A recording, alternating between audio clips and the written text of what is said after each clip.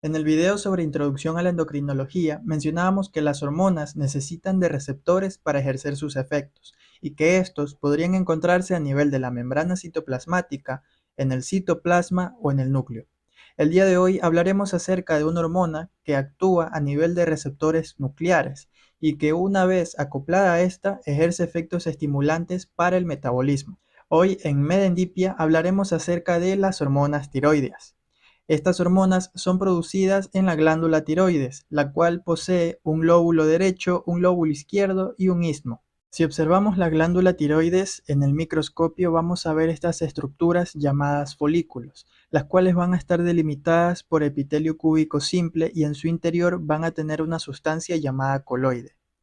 Van a estar rodeadas también por vasos sanguíneos y en su periferia van a tener unas células. Precisamente por esta ubicación se las denomina células parafoliculares, también se las denomina células C. Estas de aquí van a producir calcitonina, una hormona que se relaciona con el metabolismo fosfocálcico, pero eso no es algo que trataremos el día de hoy. A nivel del folículo se producen las hormonas tiroideas tiroxina o T4 y triiodotironina o T3. También hay una llamada T3 inversa, pero no se conoce realmente sus funciones. El componente principal del folículo es la tiroglobulina. Esta va a ser una glucoproteína bastante grande encargada de ensamblar las hormonas tiroides. Para este proceso de ensamblaje es necesario el yoduro. Nosotros necesitamos consumir alrededor de 50 miligramos de yodo al año. Este ya viene incluido en la sal de mesa, de manera que es fácil incluirlo en nuestra dieta y por eso no sufrimos deficiencias. Pero antiguamente, cuando no se conocía que necesitábamos yoduro, sí se daban ciertas enfermedades por deficiencia de estas en ciertas regiones donde no era muy común consumirlo. Entonces, ¿cómo llega el yoduro a la glándula tiroidea? A través de la sangre. Asumiendo que este espacio corresponde a un capilar sanguíneo y que este corresponde al interior del folículo, es decir, el coloide, vamos a ver los siguientes pasos. Llega el yoduro y se une a un simportador de yodo y sodio llamado NIS por sus siglas en inglés. Una vez que el yodo entra en la célula, para pasar al folículo necesita de otro transportador. Aquí entra la pendrina, el cual es un contratransportador de cloro y de yodo. Una vez ya tenemos el yodo dentro del folículo, vamos a ver que este se necesita oxidar a través de una enzima peroxidasa. Cuando ya está oxidado, ya puede comenzar el proceso de ensamblaje. Sucede que en la tiroglobulina, el yodo se va a unir a una molécula de tirosina para formar la monoyodotirosina. Luego se une otro yodo y se forma la diyodotirosina. Y conforme se van añadiendo, adquiere su nombre. El siguiente es la triiodotironina y luego la tiroxina. La T3 inversa se forma cuando esta disposición de las moléculas está al revés. Solamente la T4 y la T3 van a tener actividad.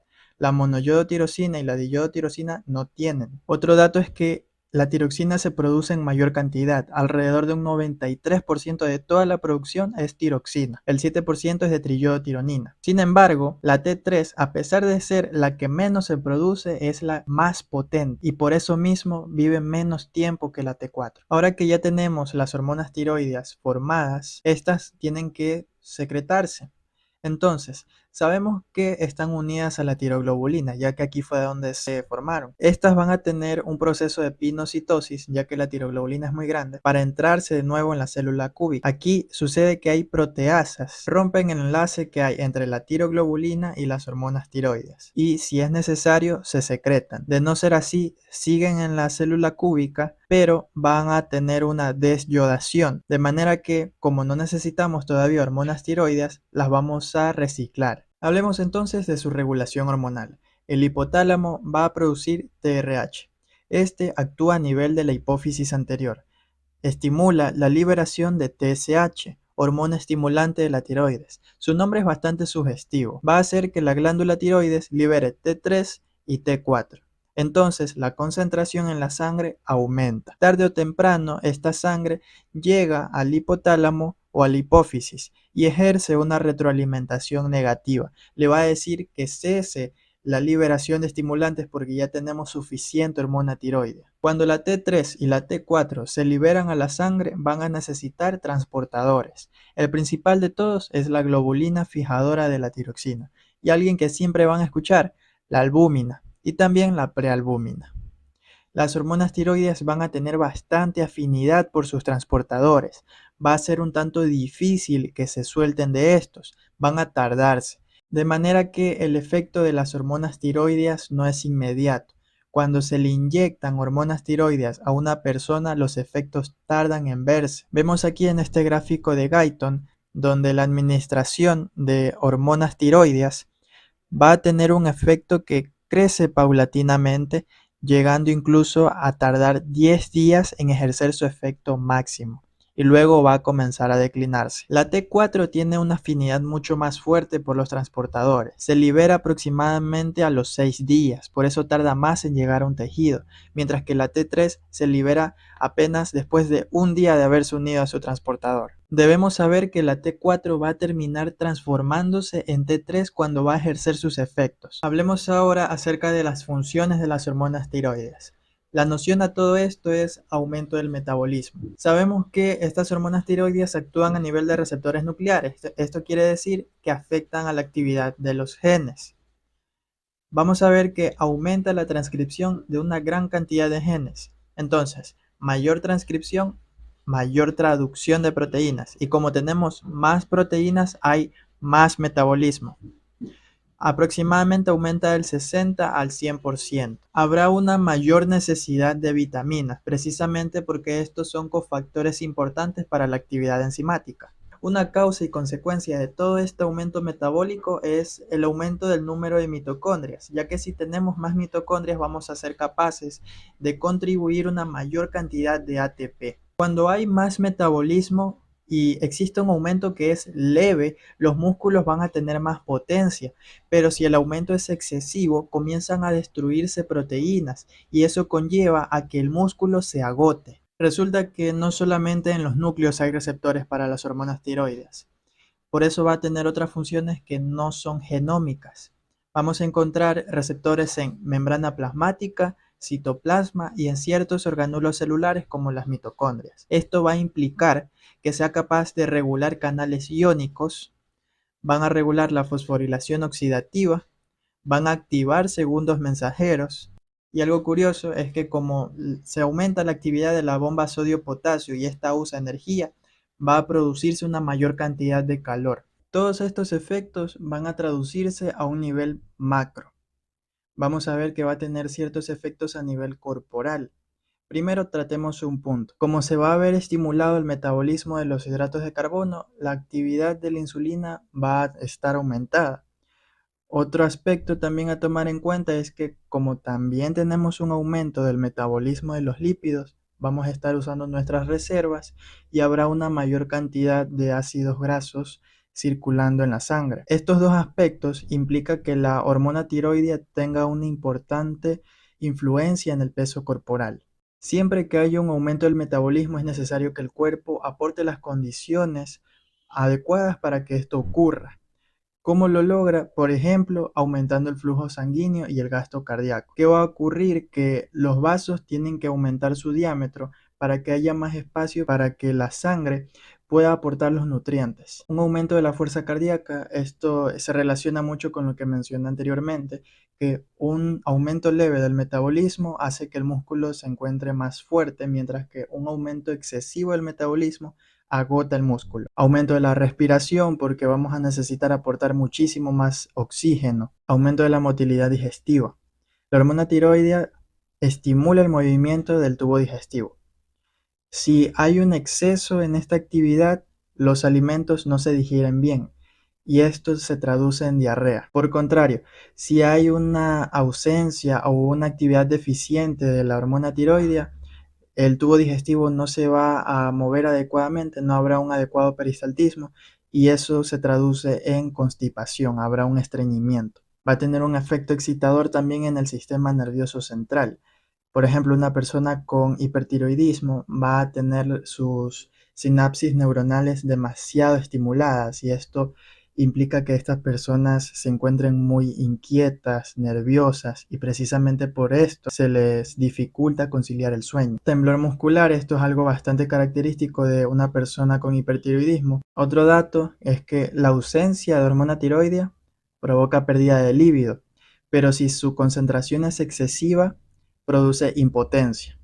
También un desbalance en la hormona tiroidea puede producir alteraciones en el ciclo menstrual. La hormona tiroidea también puede estimular la secreción de todas las demás glándulas. Ahora hablemos acerca de algunas patologías, comenzando con el hipertiroidismo. Este hace referencia a una actividad excesiva de la glándula tiroides. Dos de sus posibles presentaciones son como enfermedad de Graves, que es autoinmunitaria, el cuerpo desarrolla anticuerpos contra su propia glándula tiroides. Estos anticuerpos, al añadirse a la glándula, estimulan su actividad. En cambio, en el adenoma tiroideo, vamos a ver que se desarrolla un tumor cuya actividad es descontrolada. Las características de estos cuadros de alguna alteración en las hormonas tiroideas se comprende si sabemos bien sus funciones. Entonces vamos a tener aquí características que ya expliqué. Vamos a ver que estos pacientes tienen un estado de gran excitabilidad. Esto hace referencia a una sobreestimulación de las neuronas. Va a tener un adelgazamiento leve o extremo, grado variable de diarrea, en relación con este peristaltismo acelerado, debilidad muscular, nerviosismo u otros trastornos psíquicos, fatiga extrema e incapacidad para conciliar el sueño. Es como que estas dos características de aquí se contradicen, ya que el paciente va a sentir este cansancio por el agotamiento de los músculos, pero al momento de intentar dormir no lo logra debido a este estado de nerviosismo. Va a tener un aumento de la sudoración, temblor en las manos, intolerancia al calor. Hablemos ahora sobre el hipotiroidismo. Esto evidentemente es todo lo contrario. Dentro de sus etiologías vamos a tener la mnemotecnia yoda. Puede ser por iatrogenia, puede ser por un origen congénito, por ejemplo, si en su vida embrionaria no desarrolla una glándula tiroides. Hay otras cuestiones también que pueden llevar a hipotiroidismo, por ejemplo, ciertos fármacos, un campo en el que no voy a entrar todavía. Puede ser por un déficit de yodo o por cuestiones autoinmunes, al igual que en el hipertiroidismo. Entonces, estos pacientes con hipotiroidismo no van a tener un adecuado metabolismo energético, de manera que van a tener mayor tendencia a ahorrar energía, por lo cual es fácil que ganen peso. Guyton nos menciona que en el hipotiroidismo puede desarrollarse bocio coloide. Ya voy a explicar qué es. Sin embargo, también existen pacientes con hipertiroidismo que llegan a desarrollar bocio. El bocio entonces es el agrandamiento de la glándula tiroides. Va a tener las siguientes causas posibles: deficiencia del mecanismo de atrapamiento del yoduro, sistema de peroxidasas defectuoso, déficit de la enzima desyodasa, acoplamiento defectuoso de la tirosina yodada en la molécula de tiroglobulina. Todas estas causas hacen referencia al proceso de síntesis de hormonas tiroideas.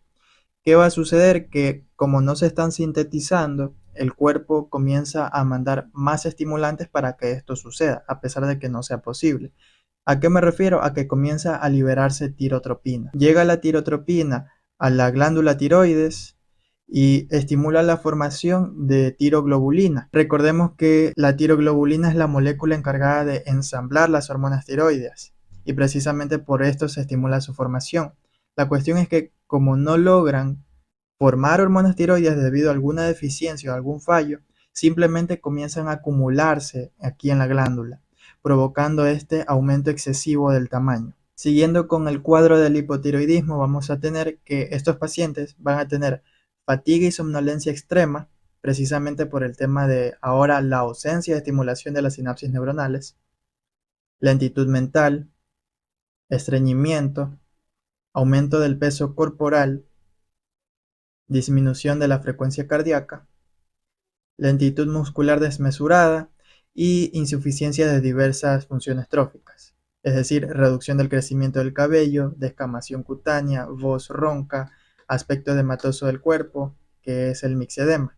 Y así viene a verse un paciente con mixedema. Se produce por un aumento de el gel tisular que se encuentra en el espacio intersticial. Y por último tenemos el cretinismo, el cual se produce por una deficiencia extrema de hormona tiroidea durante la vida uterina, lactancia o infancia.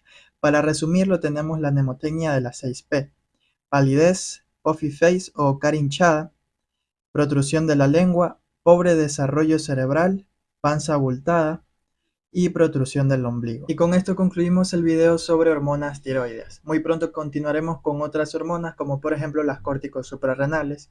Muchas gracias.